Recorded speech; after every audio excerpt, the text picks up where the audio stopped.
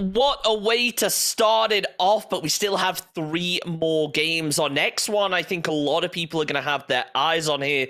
2 heavy hitters. How about we just take a look, get straight into it, see exactly what to expect from this matchup. This next match carries a history of rivalry.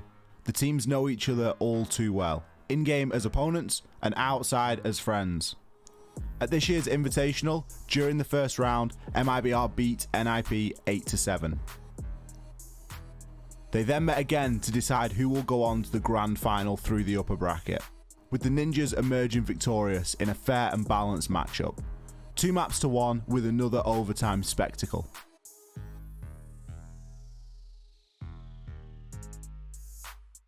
Today's situation is unique, starting with the fact that the current world champions won't have to deal with Bodega's smack talk, terrible style, and lack of face-to-face confrontation with their opponents. O Bodega é amigo nosso, fica só no jogo mesmo, e depois a gente comenta, dá risada junto e já era, Bodegão de boa. Foi um jogo triste, né? O jogo do Invi ali foi nos detalhes aí no último round. E aí a gente tá com fogo nos olhos aí que devolver essa derrota aí pra eles, né? Vamos ter que bater neles. If it serves as consolation for Fowles and company in the Copa Elite 6, the story was different. MIBR took a solid victory in the semi-finals by 2-1. However, as in any major rivalry, the roles are often reversed. In the BR6, for example, the first round went to NIP 7-3. O nosso jogo contra a NIP foi um jogo difícil, o Café é um mapa muito forte deles, mas a gente aprendeu muito com esse jogo aí e esperamos uma revanche aí. Vai ser uma partida bem complicada, ainda mais que a gente ganhou deles na final winner lá do Invitation, devem estar vindo com sangue no olho aí. This brief history of duels between these 2 orgs in 2021 couldn't be more even. 4 maps won for each side. Who will take the lead? Find out now with this showdown between MIBR and Ninjas in Pyjamas.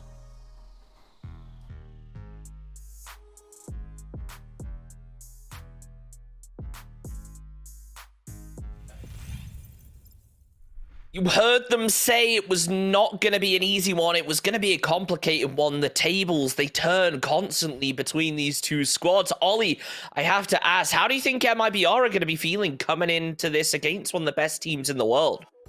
I mean, MIBR are also one of the best teams in the world, so it's probably not going to be daunting them too much now. There is a little bit of information that we do have. Anybody that watched yesterday will have noticed that we had a player called Boo Boo on the side of MIBR. That is, of course, their wonderful coach, Bodega. Now, Felipox is having some shoulder surgery, I believe, and something that's impacting him being able to do the thing with his mouse and get the kills. Now, what he's doing for today is he's in fact going to be playing with a controller. So it's an important point that we kind of need to bring up, because whilst people are going to see, oh, it's all right, Felipox is back in, we've got to temper our expectations down a little bit, because we all know what playing on a controller can be like versus playing on a mouse and keyboard. Entirely 2 different worlds, but they feel it valuable enough and he is fit and well enough to be able to play with a controller. So moving into this one, we've kind of got to look at MIBR through that lens, if you will.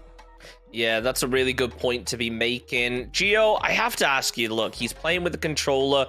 Which one's more valuable? Having someone with fragging power, or just having someone, you know, that's a member of your team in the game with you that is there to, you know, keep that chemistry flowing?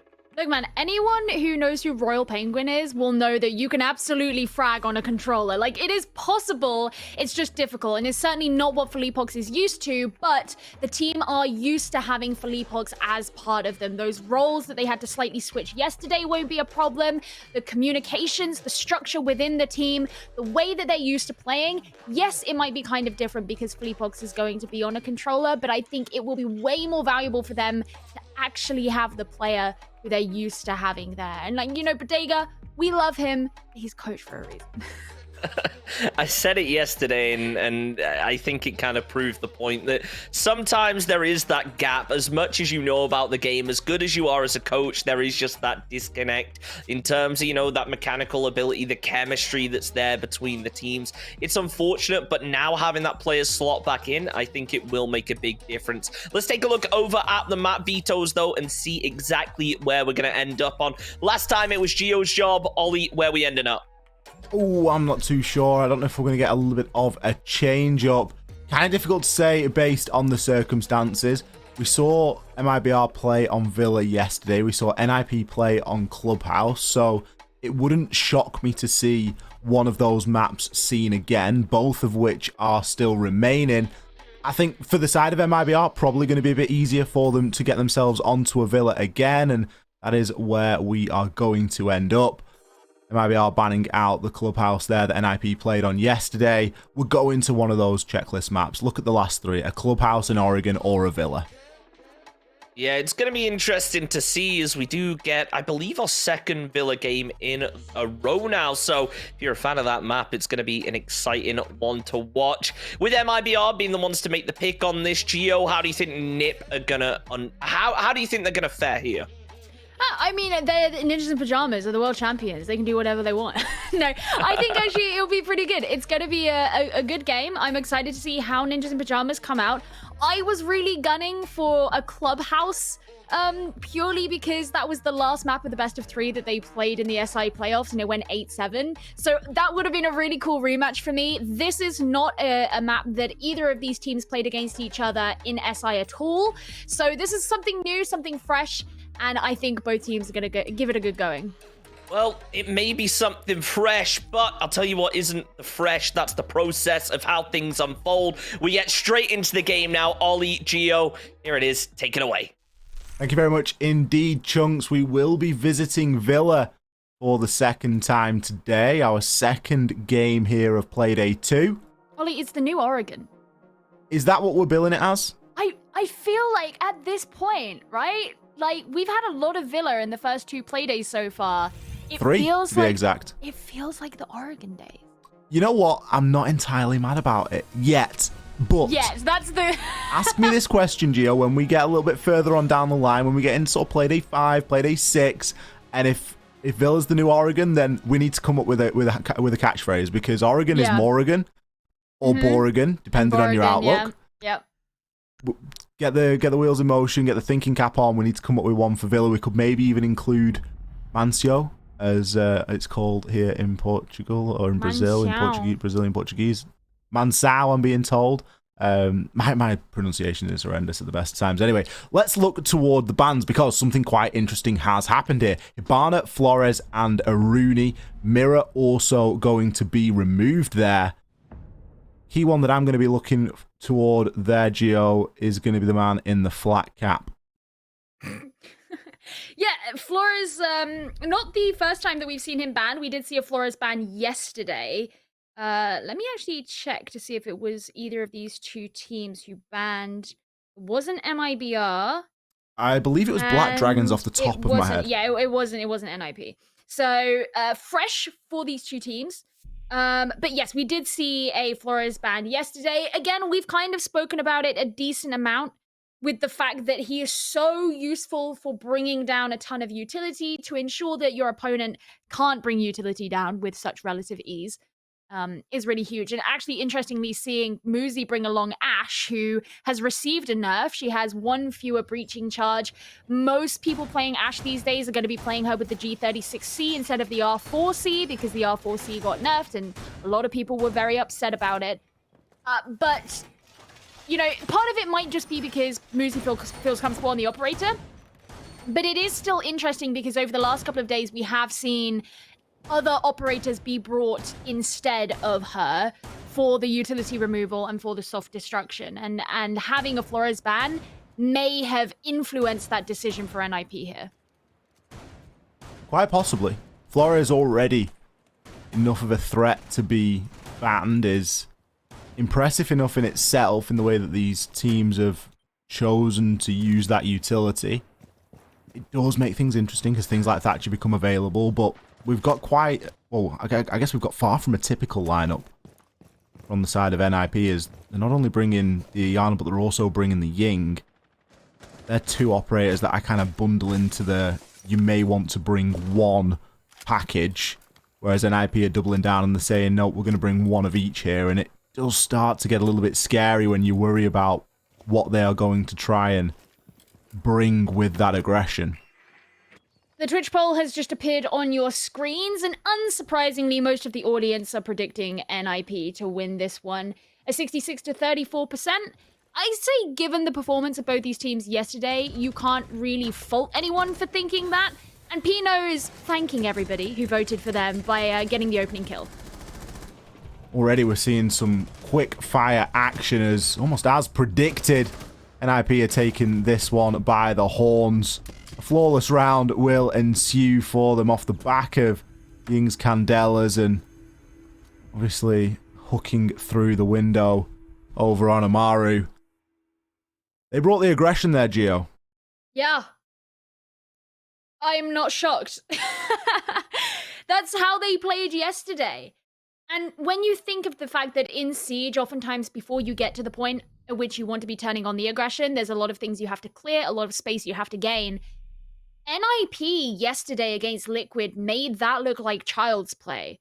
You know, they were so fast at taking the space that they required to actually push in onto a site, and the same thing was done in that last round there. MIBR are going to go back to the same site of Aviator Games, or AVG, as you hear people say it colloquially. And I suppose, you know, thinking that they can do something different. NIP will actually be doing something different as well, as they've decided to 6-pick out their Ashe and bring in an IQ instead. Kind of interesting, because you don't typically see IQ get played a ton, except in specialist situations. Maybe they're anticipating a Valkyrie being brought in, as Valkyrie wasn't banned, and MIBR, perhaps they're thinking, oh, well, they didn't have much information on where we were as attackers, so they're going to bring some. But MIBR actually haven't decided to do that at all. In fact, have their operators changed at all? No, I think the most changes really have been on the side of NIP, where we've gotten rid of the Amaru, we've gotten rid of the Ying, and of course the Ashe, and we've gone for a much more typical lineup that you would tend to expect. You know, you've got the good old-fashioned Thatcher, you've got a bit of hard breach in there, Kamikaze still clutching on to Ace. Is obviously known for playing Thermite for what feels like years. And then Thermite gets the smokes back, so there's a specific reason as to why Ace is being played here, and I would imagine it's because you're going to be able to get that wall open from a little bit more distance. You don't have to fully commit into study to start opening up that wall and to place the Selma charges. You can do that from a little bit of a distance away. I was just going to say that this is actually the second round in a row that they've brought an operator who specifically brings smokes as well to make up for the fact that Ace no longer has that, so they don't have to bring a Hibana. Well, I guess Hibana got banned, so they don't have much of a choice, but it does make up for that. Yeah, the Twitch bringing the smokes down. In fact, Psycho's actually used both already. Not sure where they've been deployed, unless they were in an attempt, potentially, to burn something, but it would seem like maybe a little bit of a waste, although looking at the lineup, there isn't a great deal of burn on that lineup for NIP. They're not bringing any flashbangs at all. They've only really got the lifeline of Zafir that can sort of fulfill that purpose and role.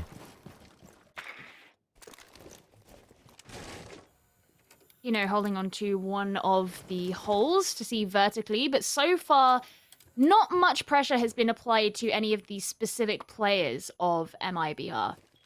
Still key areas being held. Raps going in for a peek just to see if anybody's out on the south balcony, but I would argue that's maybe a bit of a risk. Does he know that Psycho is right outside of the study window, though? Nice opening kill from Felipox onto Muzi, and Raps may get caught out here if he's not careful. Controller, by the way, for Felipox. Psycho there, fortunately, able to get rid of that C4 as, you know, will eventually swing on and find that refrag. 45 seconds or so remain. We still have players from MIBR in these power positions on side of 90 and entrenched into the site. Psycho yet to make a little bit of progress, but Pino, he's going to aggress here up these main stairs. Able to vault the shield and further push on down. Oh, he doesn't know his luck. He was going for the default camera, but the crosshair placement was perfect from Pino. Well, that is almost certainly going to be a round for NIP. Julio's going to swing by and pick up the final frag. A lot of stars aligning there for NIP.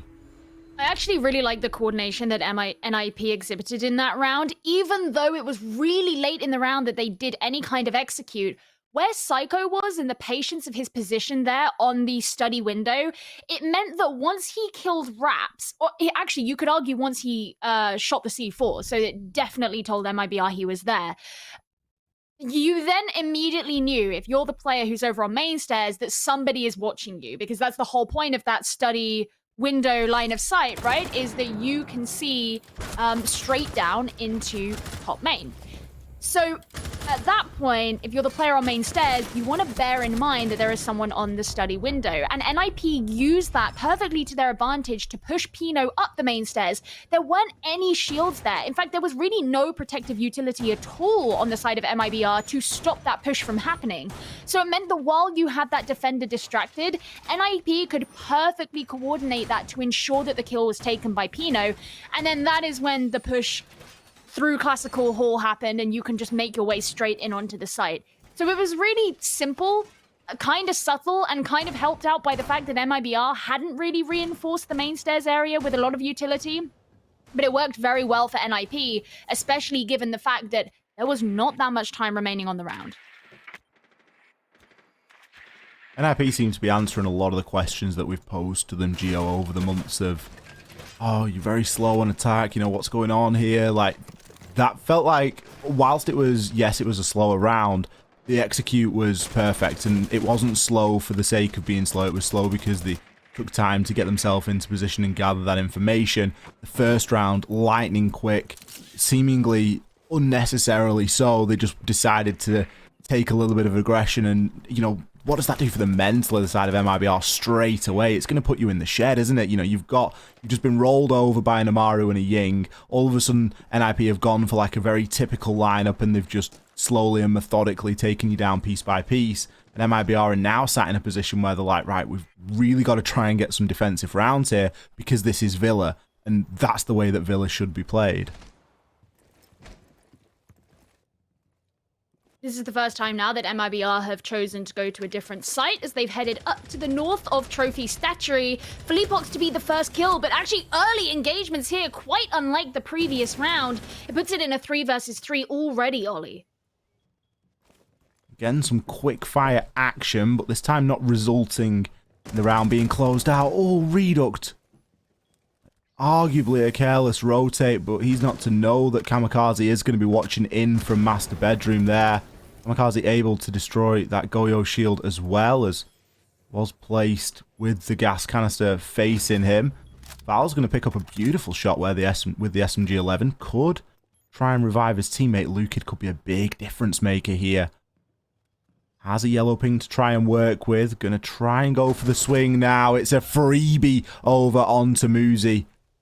Julio now in the 1 versus 2. Redux still hasn't been revived. Got to give Julio the respect in these situations as well. We saw him clutch a couple of big rounds yesterday. Player that's more than capable of it. Now confirmed in the 1 versus 2 as Redux falls. He's searching out for the player. Vertical angles are going to help him somewhat. Looking to jump over the top rail, but thinks better of it for the time being. A Toxic Babe canister going to give him an indication as to where Fowls is going to be playing. Lukid looking to make the rotation up Astro stairs as well to really try and assist. EMP to go out. Pre-fires his way on in. Not working off any intel for the time being. Plenty of drones are remaining, but one enough for a yellow ping. Pre-fires through. Just narrowly missing out there on the headshot. There is going to be a drone inside of Astro that's going to be able to ping something for him, but how much use can he make of it? Goes for a full challenge onto the shield. Beautifully played by Lukid. What a rotation underneath from East Stairs onto Astronomy to back up his teammate and to pick up MIBR's first round. Yeah, that was really nice, because Julio was very much aware that there was someone playing down on those red stairs. And when you saw him move over into Trophy, he had to do it very quickly because there was, of course, a risk that he could straight up be flanked. So the fact that Luke went round there, if you're Julio, you don't entirely know if there's someone behind you or if they've got 2 players up in front of you. You don't know that that rotation has been made. And it was played really nicely as well. There was such limited information, maybe even nothing for NIP. And you try and hold all these different angles, not entirely sure where anyone is. And MIBR, very patient, very calculated in the way that they went about that and put their first round on the board. That's going to make them feel, I suppose, confident enough to actually return back to AVG, which I'd say is something of a risk, just given how well NIP have played on this site on the attack in rounds 1 and 2. But MIBR clearly feel good about it. And I think one of the things that is leading to them to that is the fact they've put Lukid on the Valkyrie now. They have that extra information. They've also brought Felipox on Legion. So the goo mine should prevent a push being as successful as NIP have done previously. And even if all of those black eye cameras get shot out or found, that still means the time would have had to have been taken by Psycho to get rid of them and to hunt them out.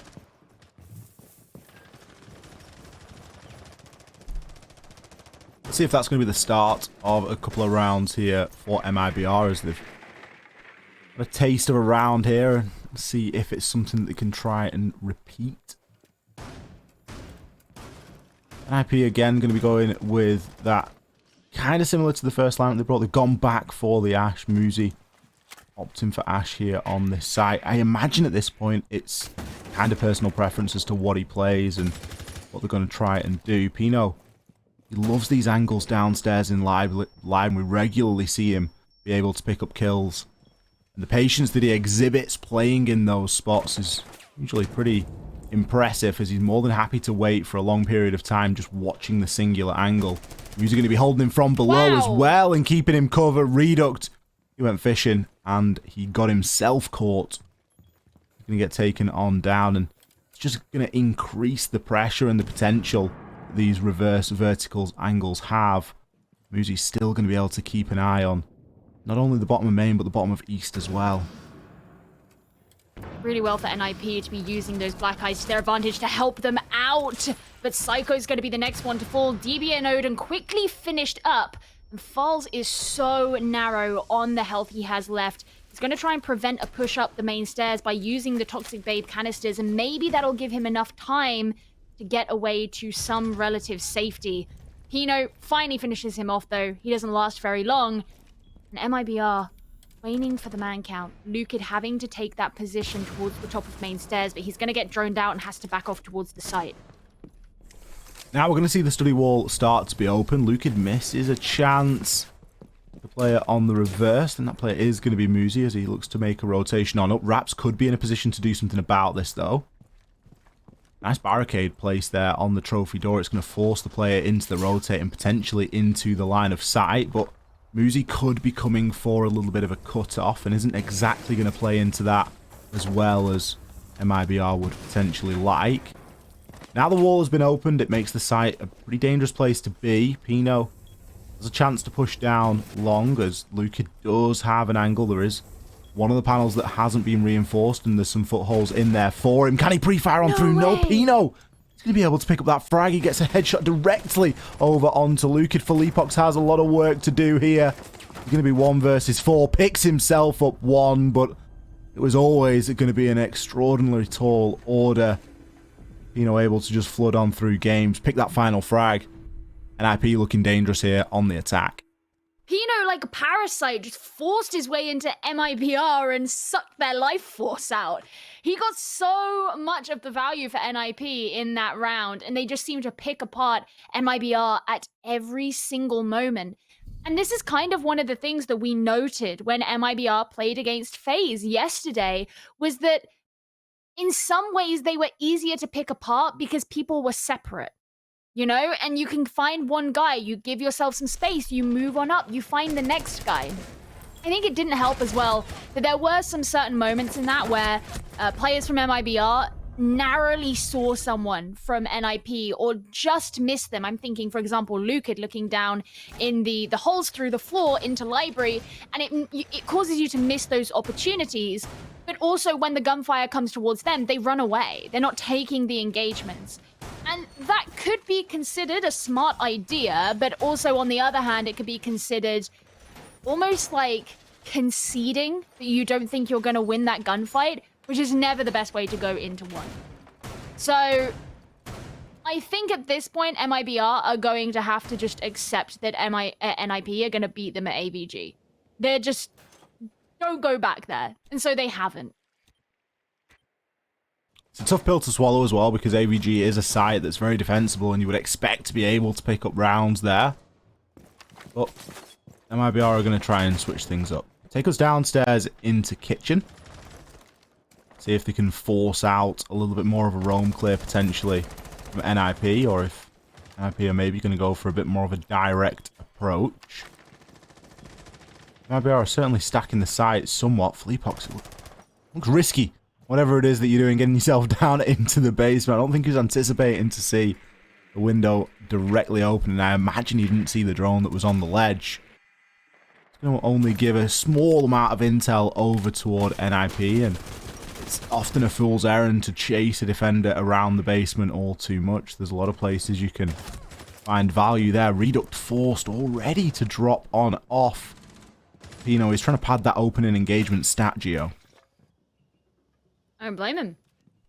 But, yeah, so far, no opening engagements have been rounded out. All 10 men still standing in the server. MIBR have changed a lot about what it is they're bringing through. They've not decided to lean on the Valkyrie this time. Instead, going more for the denial with the good old Mute Mozzie. Everyone loves a bit of that. A lot of presence downstairs on the site as well for MIBR, and you can see those blue silhouettes of the NIP players just floating around above them. Muzi getting finally the first kill as he brings Falls down, is looking down for more prey, but he does narrowly miss someone just roaming below him.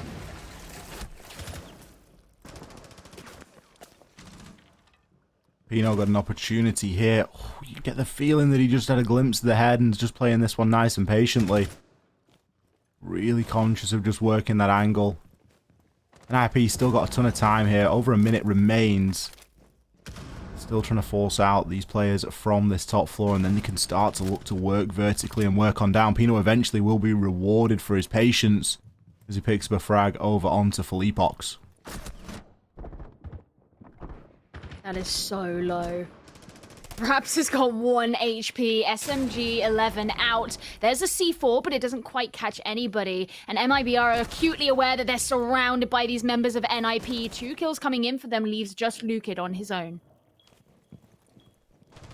30 seconds to try and stay alive. Keep NIP from planting the diffuser. Psycho sees a little bit of team damage there. Lucid has the chance at a couple of frags here, but then with the P10 Roni, it's never a nice weapon. Very short magazine count. Going to make things super difficult. Probably got caught out there visually, but Pino, he always seemingly in the right place at the right time. Perfectly positioned to pick up that final frag. Almost. Oh, in fact, it was. Was it a flawless round? Didn't flash up with flawless round, but it felt like it was a flawless. Oh, I thought it came up with it. Maybe I missaw. I don't recall anybody on the side of NIP dying, and if so, it would be their second flawless round. Yeah, and if anybody watched Playday #1 yesterday and they saw the devastation that NIP caused in the camp of Team Liquid and wondered, I wonder if this is going to be a consistent thing or if it's a one-off, I think we're starting to get our answer here, Ollie. NIP don't look like they're going to slow down at all. So far, they're looking pretty good. The way that they can just surround a team, pick them off one by one.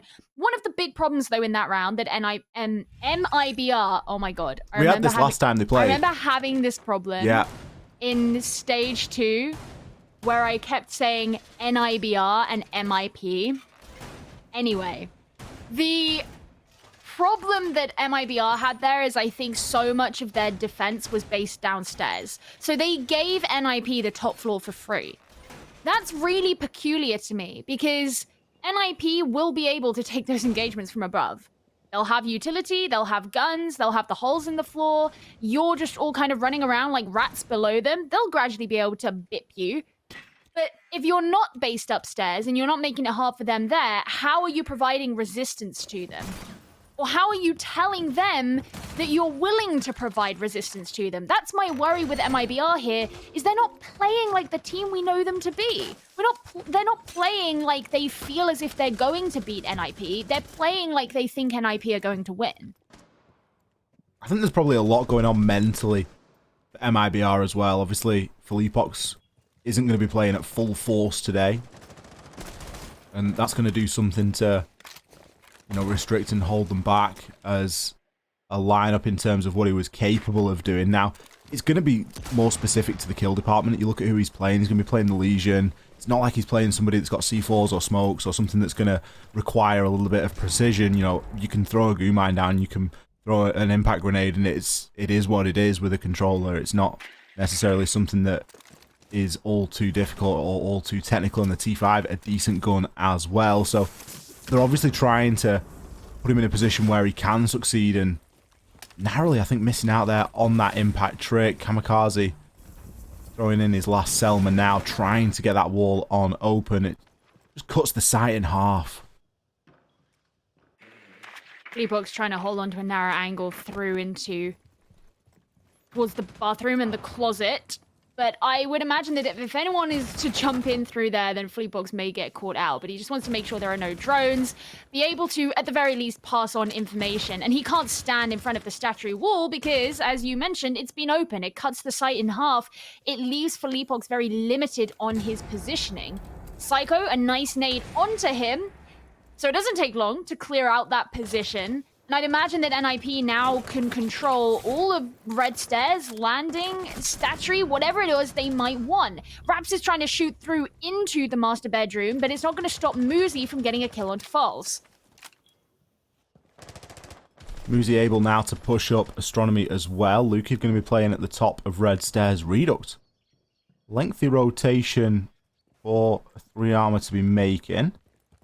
Especially when there's the potential of Muzi out there on the flank, but it could be who he has in mind. Is it going to be a little bit too little, too late, though? That's the big question, as a kill flies in either direction. Still leaves us a 2 versus 4, but not for long. Lukid, he now has to go huge. Again, 30 seconds remain here for NIP to get the job done, and they're in a 3 versus 1 advantage. Lukid isn't sitting on a great deal of health. Muzi, he's going to be the player to find the final kill. MIBR struggling again here on the defense, losing the control of master bedroom, allowing the wall to be open so freely. And the rest of the round, well, it goes exactly the way you would expect. A 5-1 split. Now, we saw this yesterday, Gio.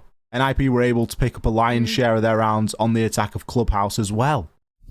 Yeah, and they only needed then 2 rounds on the defense to take, which they did absolutely fine with really no issue against Liquid. I was just having a look at that to just check which side they started on. Yeah, they started on the attack that time too.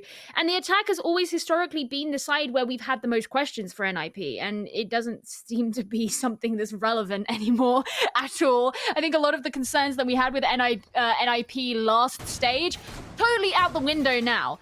And I don't want to say this is like a completely new team, because this is, you know, that team is the same team that won SI. It's the same team we see now. It's the same roster.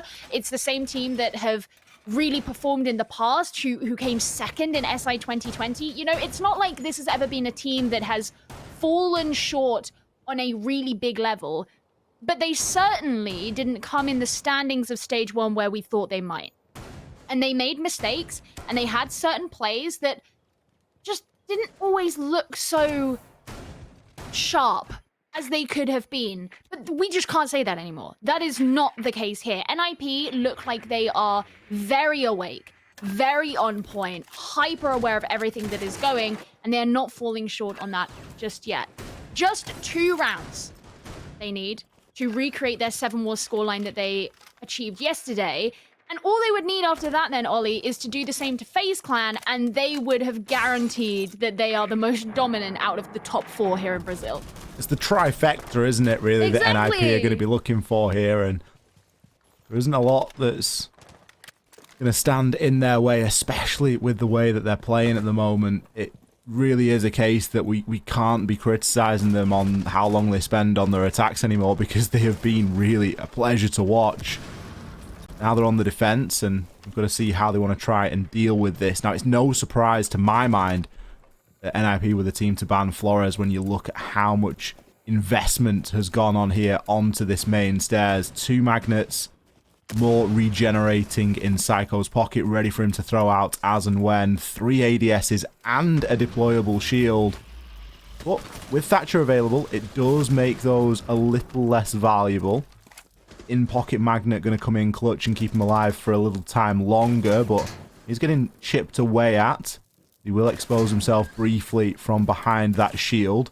Muzi trying to join on into the action now as well, and desperately trying to assist. Lukid with a nade. Could be looking to try and get it on up. Still, Thatcher or not, it has taken a long time to remove that shield.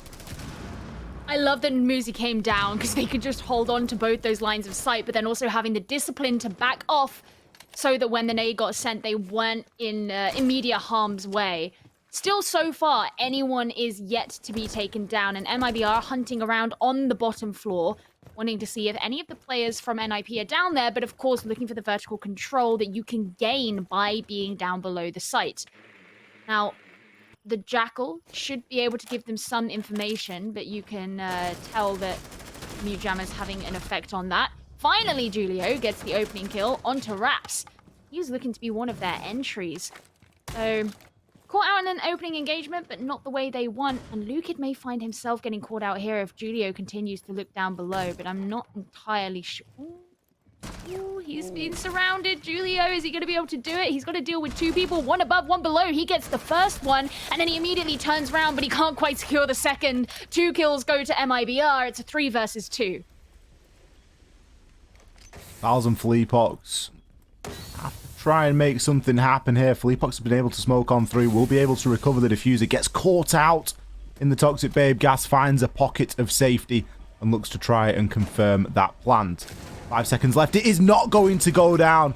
It was so close, but a C4 from below from Pino will be enough. Fouls. He finds an impactless frag, but ultimately the round will be remembered as an NIP one. And that puts them on to a match point.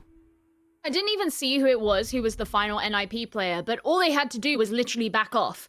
You know, you're on the other side of the wall, the attacker is trying to peek around the side, you know that you've got like, what, 1-2 seconds before the victory is yours, should you survive? Just back off, dude, and that's exactly what he did. So even though there were a lot of backwards and forwards kills throughout the remainder of the round, when it comes down to something like that, as a defender, it can be so easy to just disengage and ensure you take the win.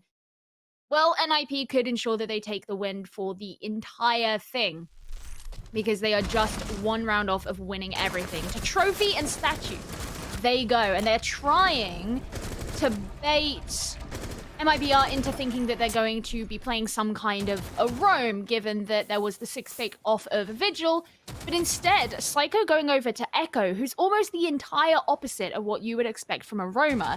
Echo pretty much sits in that same category with Smoke as your anchor, can provide denial. The yokai drones give the extra information, but can of course be direct plant denial, just as the Toxic Babe canisters can as well.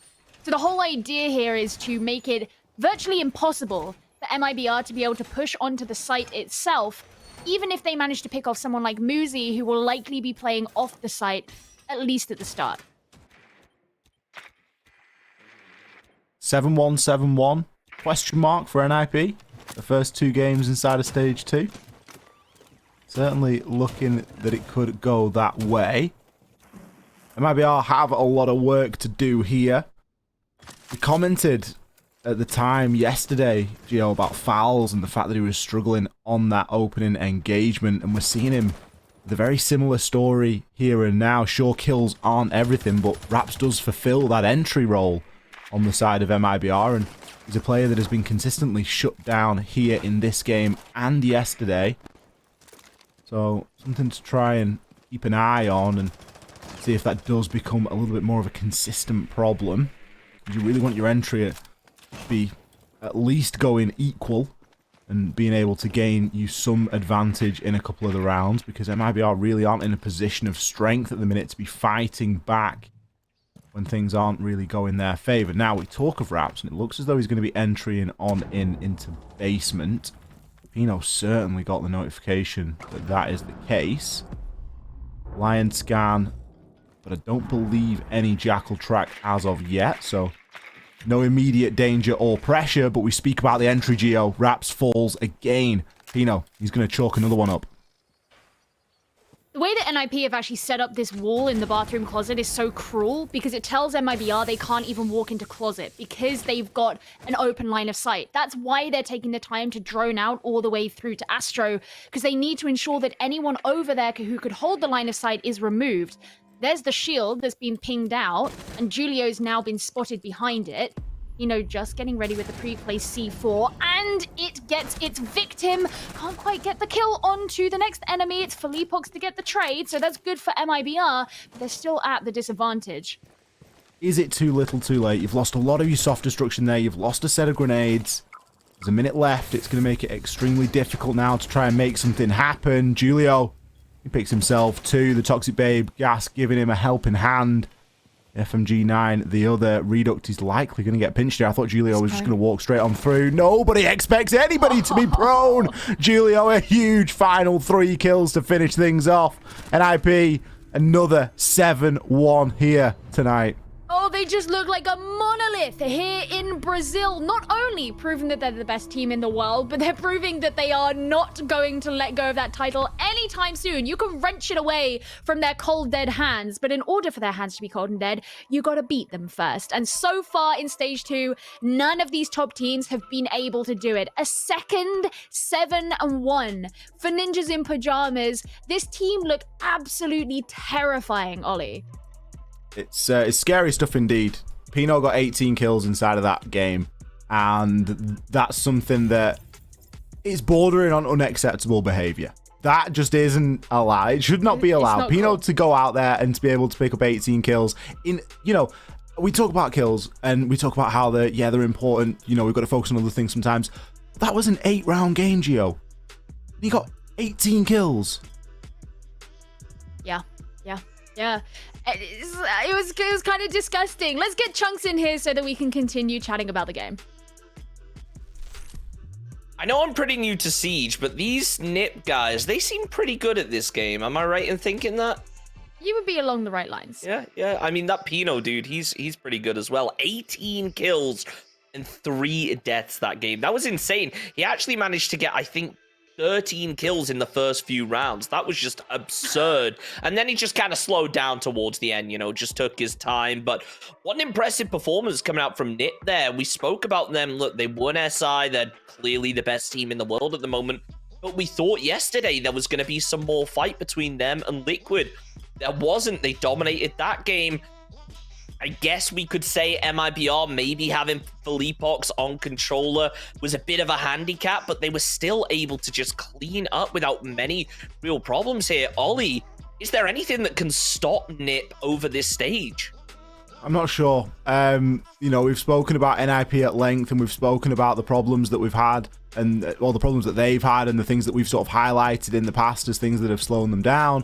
And it just seems as though all of that has been answered and then some. You know, no longer are they an exceptionally slow team. No longer are they starved for information. No longer do they crutch onto the shields to try and get a couple of cheap rounds when things aren't going their way. They just come out of the gate swinging. They get a nice early aggressive round, and then they just go and play good Siege from that point onwards. Sure, MIBR at a slight handicap today with Felipox on the controller.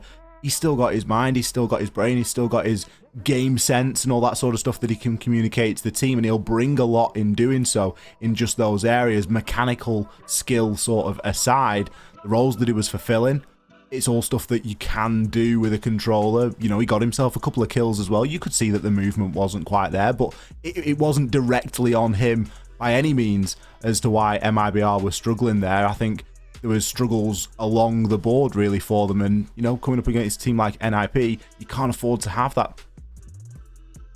Oh, you cannot at all. Let's have a look, though, and see how they ended up finding it. As, yet again, we have an interview with one of the NIP players. It's going to be Julio this time around. Julio, how was that game for you? And are there any teams that even stand a chance of stopping you now? Hello guys, for sure. Hey. Brazil is a pretty good region, but like Philipox, he played with a controller, so MIBR was not 100%, but we played really good. Yeah, I mean, you guys played absolutely insane. One of the things that seemed to be a prevailing issue, especially on that first half, is it looked like MIBR were giving you guys a lot of free space. I mean, in round number 5, for example, when you were attacking onto Kitchen, the entire upstairs seemed very quick and easy for you guys to take because so much of their defensive, presence was downstairs. Do you feel like there were certain times where they made it too easy for you guys to take space off of them? Yeah, for sure, they were giving a lot of spaces, and we like that, but I think because of the Philipox team, they were not like that confident to play that aggressive on defense, maybe. So yeah, we got that, and yeah, Pino played really well. Julio, round number 1, you brought the Amaru and you brought the Ying, and then after that, you just sort of played a very standard lineup. The operators that you brought in round 1, was that to sort of get inside the heads of MIBR and really sort of send a message and get some momentum? Yeah, for sure. We like to change paces like that, fast rounds, slow rounds, control the rhythm of the game. And yeah, that was a really good play. And after that, we got really confident because that bomb site is really hard to attack. And then we got 1-0, and they don't got that confident on that bomb site. So yeah, that's a really good spreader for us. I'm really interested to know what your opinion is about the fact that MIBR went to AVG 3 times and failed to successfully defend it all 3 times. So how do you feel about that? And what was it for you guys actually in the game when discussing how to attack onto it each time? Yeah, that bomb site is the best one for sure. They lost 3, but it's the best one. But they won 1 round on trophy. Maybe they should get trophy more times. But yeah, that bomb is a really good bomb site for defense. Everyone agree with that. And yeah, I think that was not like their fault. More like we played a good attack maybe. Julio, obviously with 2 games played and 2 wins under your belt as NIP in this stage, you're looking a lot different to the way that you looked back in stage number 1. Is this what we're to expect now from you guys? Are you just going to go through and win absolutely everything? Or is there anybody that's going to stand in your way? Yeah, for sure, that's the goal. We are focusing a lot on each match, it's best of 1, so we can prepare really good. And yeah, we're gonna try to maintain this rhythm and win all the matches, and that's it. I mean, you guys have just been popping off. How do you feel after, 2 games so far this weekend? You've just popped off in both of them. Is that a good feeling to get off on the right foot, after SI, to be back home, playing at the top level, and still being able to consistently come out on top? For sure, even us, we were not expecting that these 2 matches, and so it's best for us. We are more confident that we are practicing a lot, and the practices are good. We are playing good, and that's you can see on the matches, live matches, and yeah, that's it. Yeah, I mean, you guys, I'm sure you're going to carry on that momentum with such a strong start, SI, under your belt. Thank you so much for joining us, and I can't wait to see you guys again next week popping off. But that is it for us so far. That's 2 games in the books. We are at the halfway point of the evening. 2 more to go, so don't go anywhere. We'll be back in just a couple minutes.